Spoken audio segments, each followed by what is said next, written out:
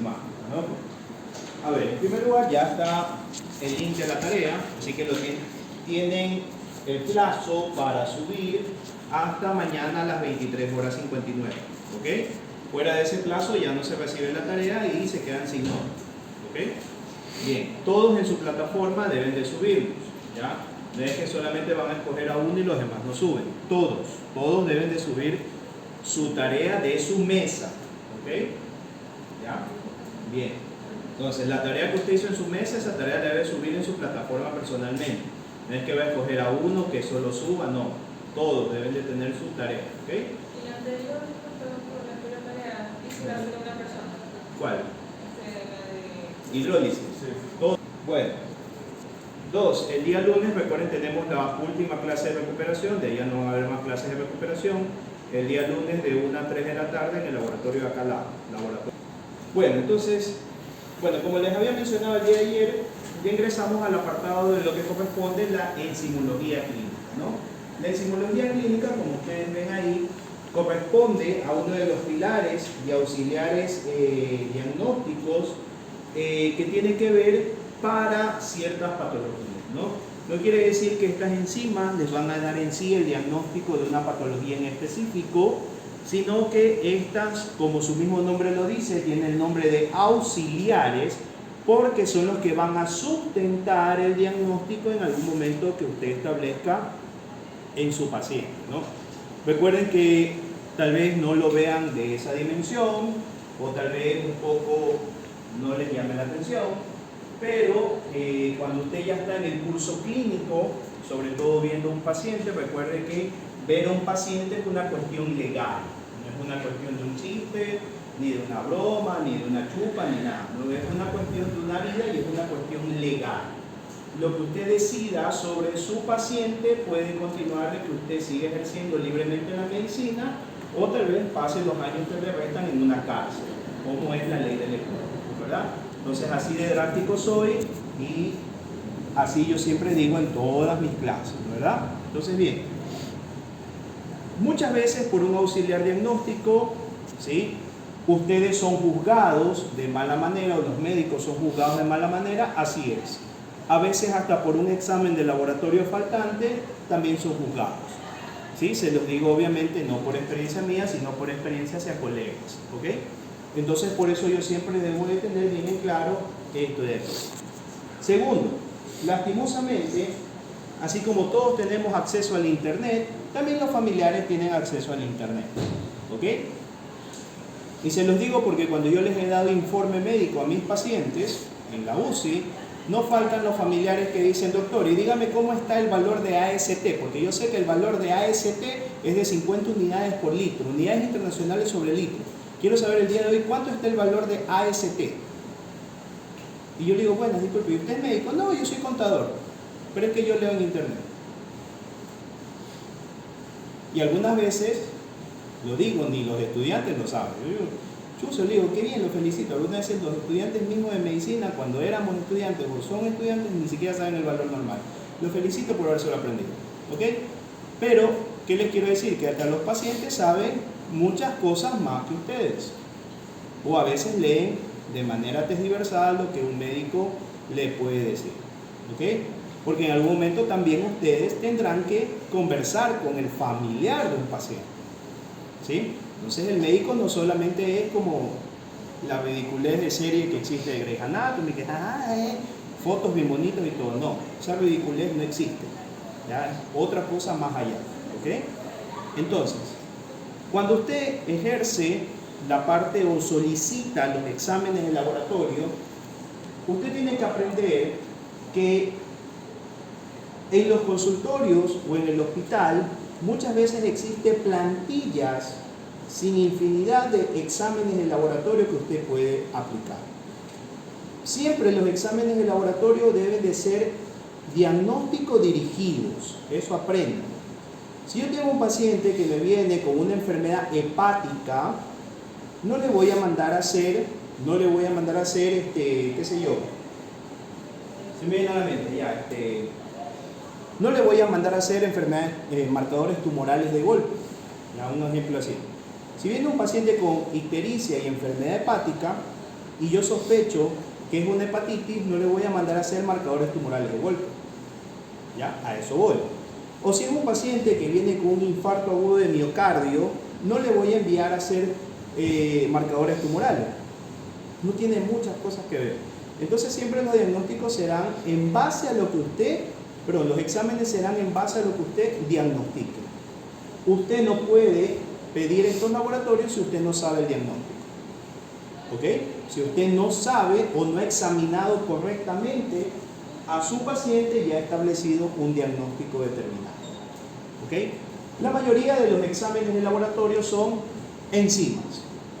Enzimas que nos permiten o nos traducen si la homeostasis del cuerpo está ok o si existe un desequilibrio de la homeostasis y obviamente se traduce en una patología.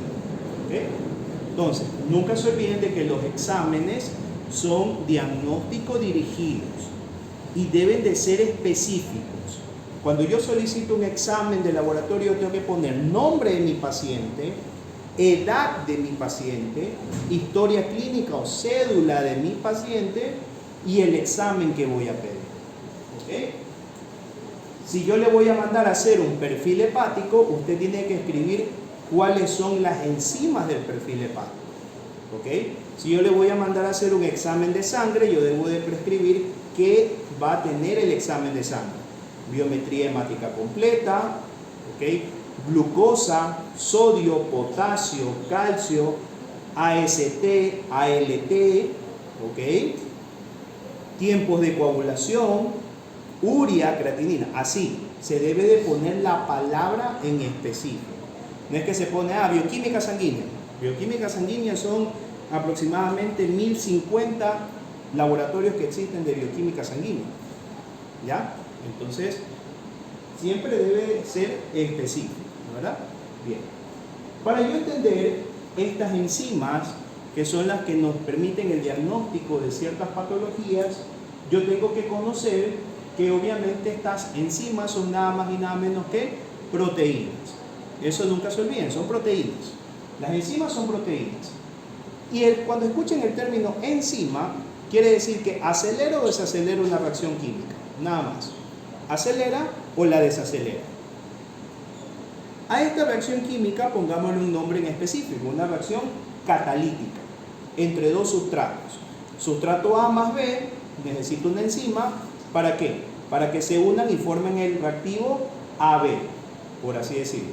¿Okay?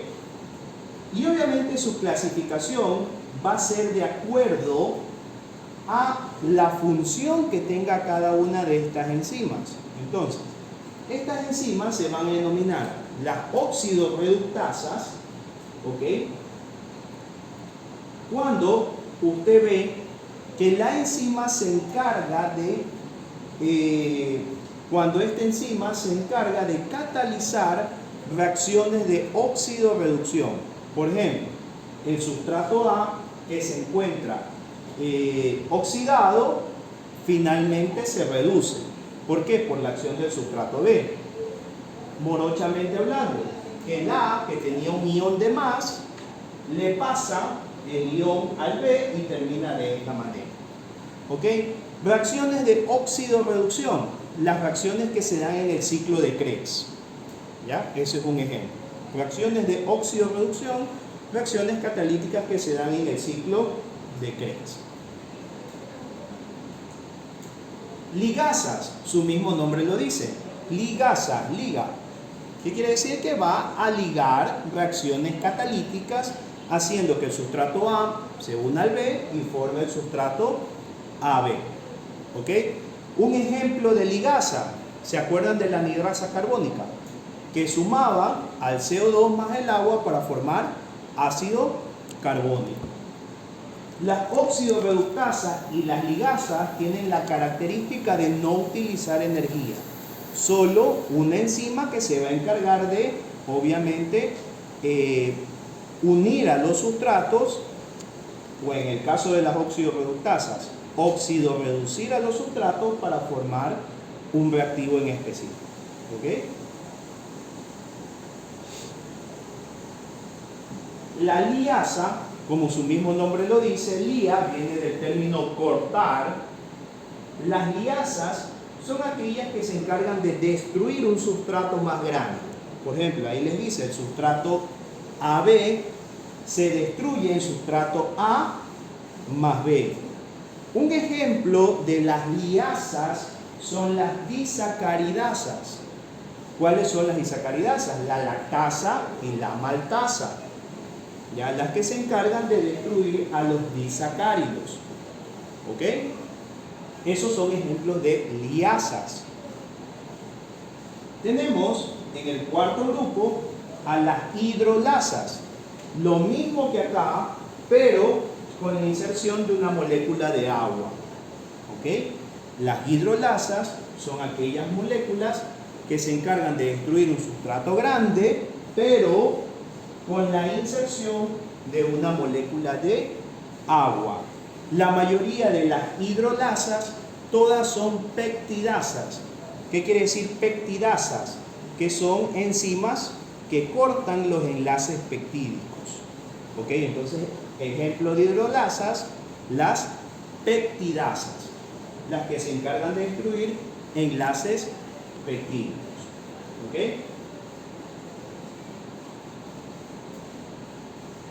Y finalmente las transferasas, que un grupo de las transferasas son las que estamos viendo ahora, que son las transaminasas, como la AST y la ALT, que se encargan de, como su mismo nombre lo dice, transferir un grupo químico, ¿sí?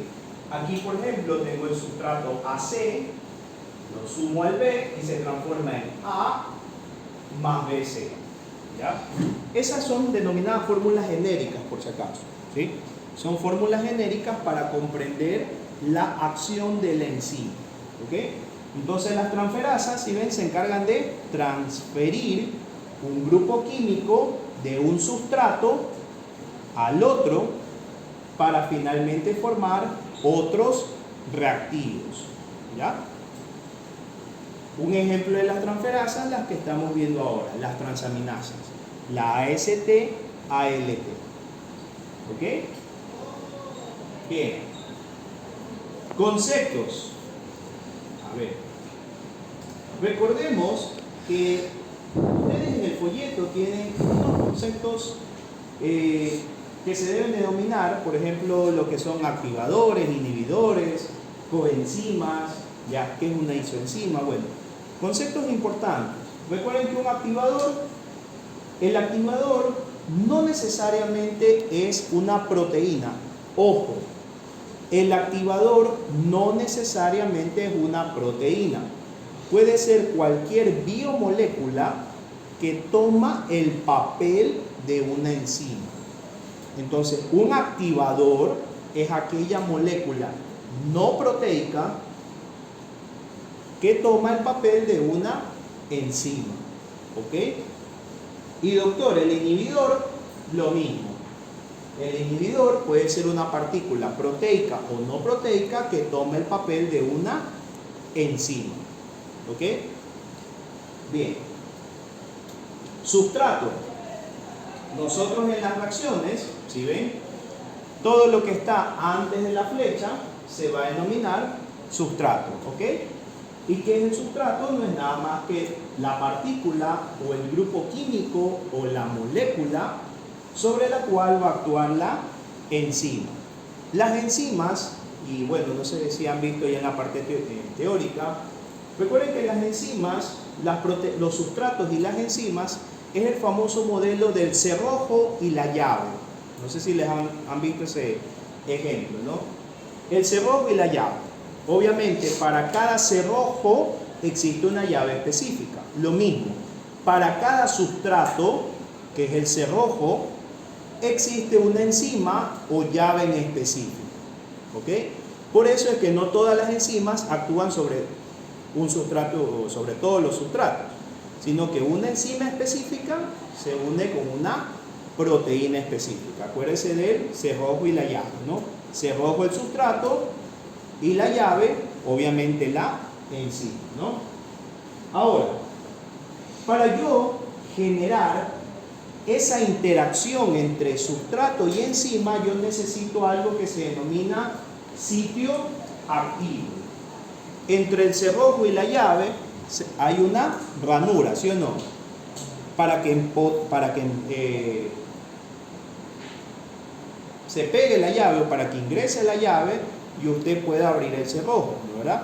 En el caso de acá también, el sustrato con la enzima se embona y ese sitio donde obviamente se unen se denomina sitio activo.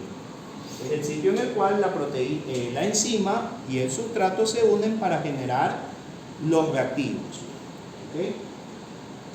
Y la energía de activación, que de acuerdo al modelo de Michaelis-Menten, ustedes habrán visto en la parte teórica, la energía de activación no es nada más que la energía mínima que yo necesito para generar esa reacción.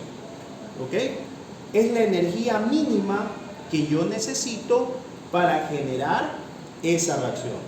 Eso va a ser la energía de activación.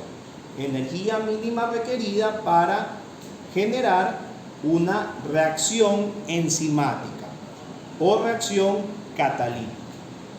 ¿Ok? Bien.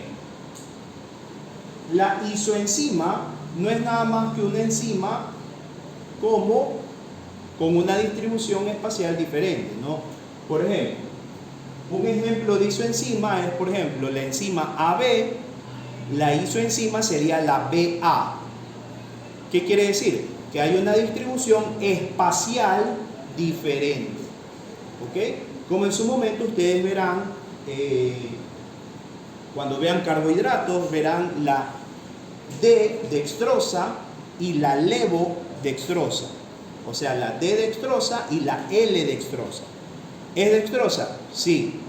Pero con una distribución espacial de un grupo carboxilo en un lado derecho y en el otro izquierdo. Las isoenzimas vienen del modelo en el cual usted se coloca frente a un espejo. ¿Ya? Así son las isoenzimas. Como que usted, enzima A, se coloca frente a un espejo y obviamente todo está volteado, ¿verdad? Así son las isoenzimas. Y finalmente las coenzimas. Las coenzimas muchas veces suelen tener este papel de acá, el papel de ser activadoras. ¿Ok? Por eso usted encontrará, por ejemplo, bueno, no sé si habrán leído algo, en las reacciones de transaminación existe una coenzima que es el fosfato de piridoxal. No sé si lo habrán leído. El fosfato de piridoxal en las reacciones de las transaminasas es una coenzima. ¿Qué quiere decir una coenzima? Es como que una ayuda, un empuje que yo le doy a la enzima en sí para acelerar el metabolismo. ¿Ok? Las coenzimas, por eso ustedes habrán escuchado, tome coenzima Q10. La coenzima Q10 es una coenzima activadora de todos los procesos enzimáticos a nivel hepático. ¿Ya? Por eso es que le dicen, tome coenzima Q10 para que su hígado procese muy rápido los alimentos. Ese es el objetivo. ¿Ok? Y sí, la coenzima Q10 ayuda en ciertas reacciones metabólicas en los hepatocitos a acelerar la metabolización de carbohidratos, lípidos o proteínas. ¿Ok? Bien. ¿Preguntas hasta ahí? Profesor, Dígame. ¿hay una diferencia entre coenzima y cofactor? Coenzima y cofactor, no, es lo mismo. Se puede hablar que es lo mismo. Ajá. Coenzima o cofactor es lo mismo. ¿Alguna otra pregunta?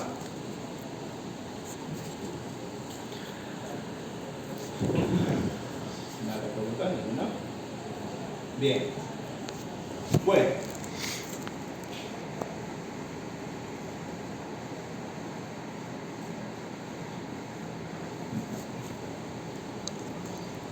¿4 y 38? Seguimos, perdón. A ver.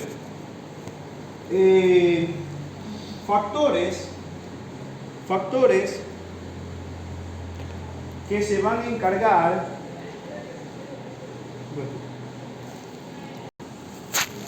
Bueno, factores que teníamos un paciente con sospecha de viruela del mono en el Seibo, por eso es que vi el resultado. No, está negativo. Y yo lo había visto. No, está negativo. Es un VIH sin control y creo que es un Kaposi versus una... A ver, dentro de los factores que pueden afectar las concentraciones en las enzimas, lo hicimos en la práctica pasada, ¿no? Entonces, usted verá que todas las reacciones enzimáticas se pueden modificar por esos 5 factores. Sustrato, entonces me pongo a ver la reacción, ¿no? Sustrato, concentración del sustrato, concentración de la enzima, temperatura. Recuerden que las temperaturas altas pueden, ¿qué cosa? Desnaturalizar las proteínas. Y las temperaturas bajas las congelan. ¿Ya? El pH, acuérdense cuando hablamos de equilibrio ácido-base. Mientras tengo un pH muy ácido, o sea un pH muy bajo, ¿qué va a pasar? Las proteínas también se van a desnaturalizar. Por eso vimos punto isoeléctrico. Mientras que si tenemos un pH muy alcalino, las proteínas tampoco van a funcionar de una igual manera. Por eso yo debo de tener un pH neutro. ¿Ok? Y el último factor, que lo hizo muy bien, la mesa que tuvo que hacer, tiempo. Porque las reacciones enzimáticas también son tiempo dependientes. ¿Ok? Entonces, ¿cómo me voy a dar cuenta de la concentración del sustrato? En la química de Michael Ismendi me dice que las reacciones enzimáticas van a depender mucho de la concentración del sustrato.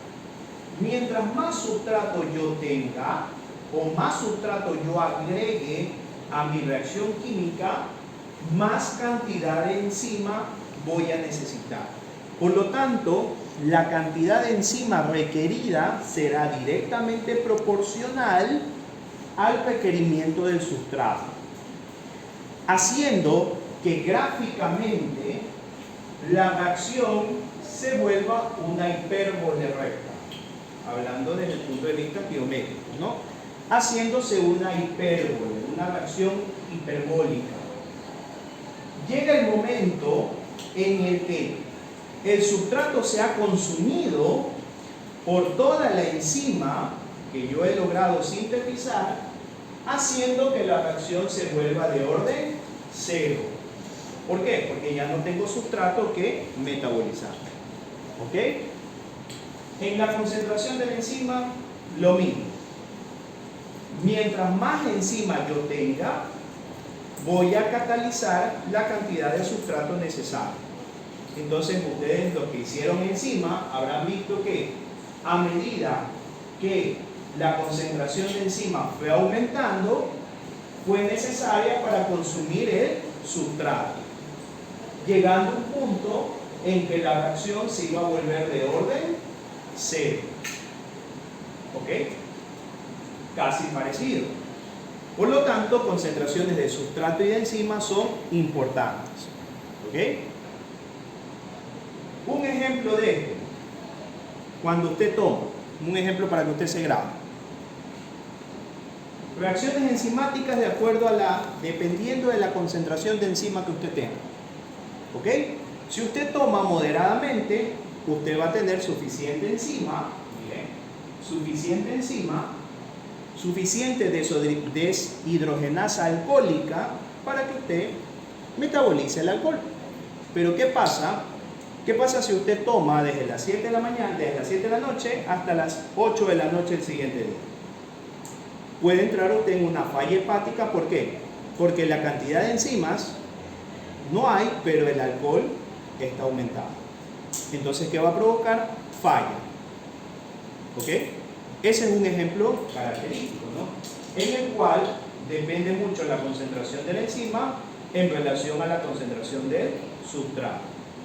Diga. También tiene relación con que, porque hay como, creo que los aceites son suelen tener como que hay parte de enzima que procesa el alcohol y por eso se ponían rojo. O sea, yo he escuchado algo así. No le entendí bien. Que hay una enzima que se supone que lo... Entonces, pH, ya sabemos, ¿no? Si sube o si aumenta o baja el pH, desnaturalizo la enzima, ¿no? Temperatura lo mismo. Si aumento la temperatura, la enzima se destruye, y si disminuyo la temperatura, la enzima se inactiva. Por eso es que a usted le debía haber salido más o menos unas curvas parecidas a las que están ahí graficadas, ¿no? Y obviamente el tiempo, se habla de que mientras más yo exponga una enzima a su sustrato, como lo que hicieron tiempo, mientras mayor sea la exposición de la enzima al tiempo, la reacción va a ser en orden decreciente, en orden ascendente, provocando una hipérbole recta, ¿sí? O una línea recta ascendente, ¿sí? Por eso es que ellos, cuando hicieron a los 10, a los 20 y a los 30 minutos, la concentración de la enzima fue aumentando en unión con su sustrato respectivo. ¿Ok? Bien. Listo. Para terminar, no importa que pase el tiempo, antes mejor, porque así no... Para terminar, tenemos lo que corresponde a transaminasa, ¿no? ¿Verdad? Que es la práctica de hoy día, ¿no? Entonces, ¿qué son las transaminasas? Las transaminasas, como usted ve, son un tipo de enzimas de tipo transferasas que se encargarán de metabolizar sustratos, ¿sí? Sustratos entre diferentes rutas metabólicas, ¿sí? Entre diferentes rutas metabólicas. Las que usted ve de color verde es la ruta metabólica de los carbohidratos.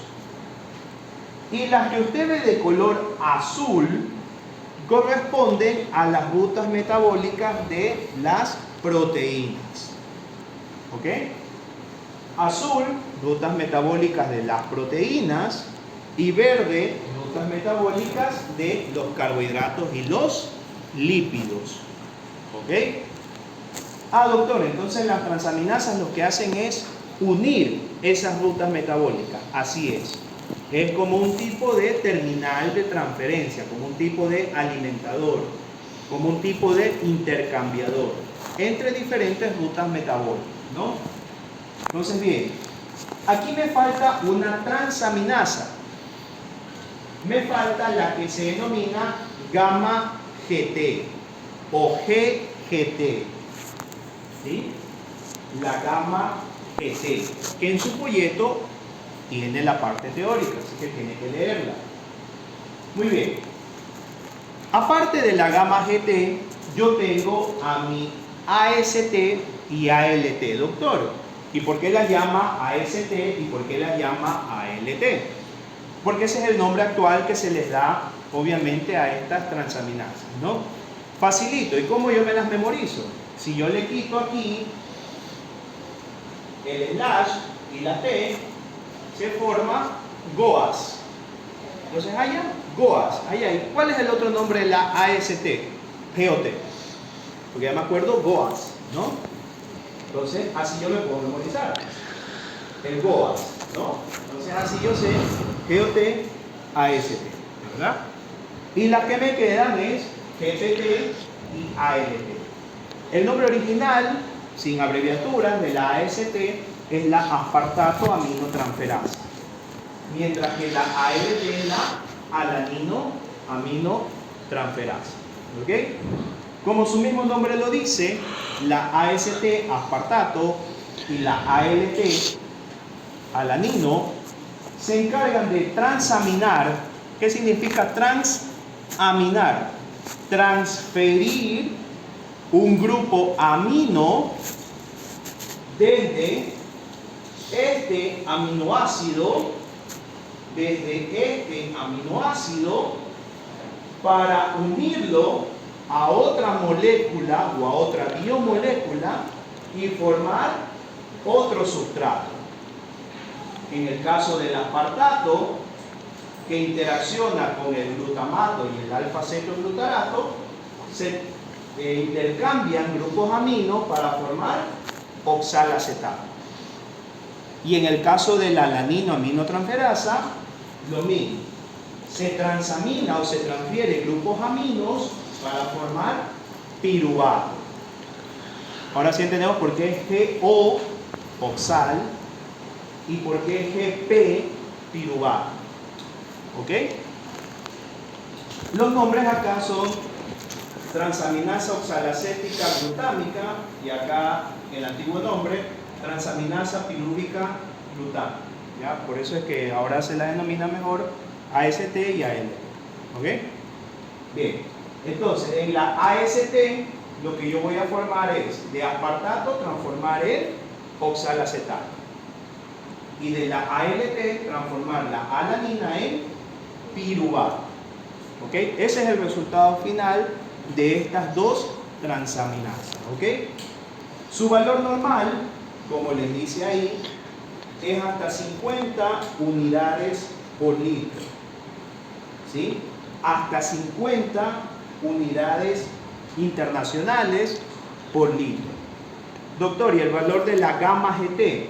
Igual, hasta 50 unidades internacionales por litro. Y doctor, ¿y para qué me sirven la AST y la ALT? Para diagnosticar alteraciones hepáticas, daño hepático celular. ¿Ok? Si yo sospecho que un paciente tiene hepatitis o que viene con una insuficiencia hepática, yo le mando a hacer transaminasas para ver el grado de fallo hepático que tiene. Es obligatorio. ¿Sí? Si el valor, por ejemplo, doctor, yo encuentro unas transaminasas de aproximadamente 1000 unidades, ¿ya? No 1000, 100 unidades, 150 unidades. Sospecho de falla hepática y hepatitis.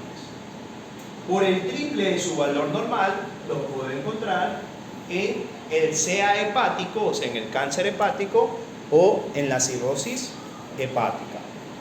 ¿Ok?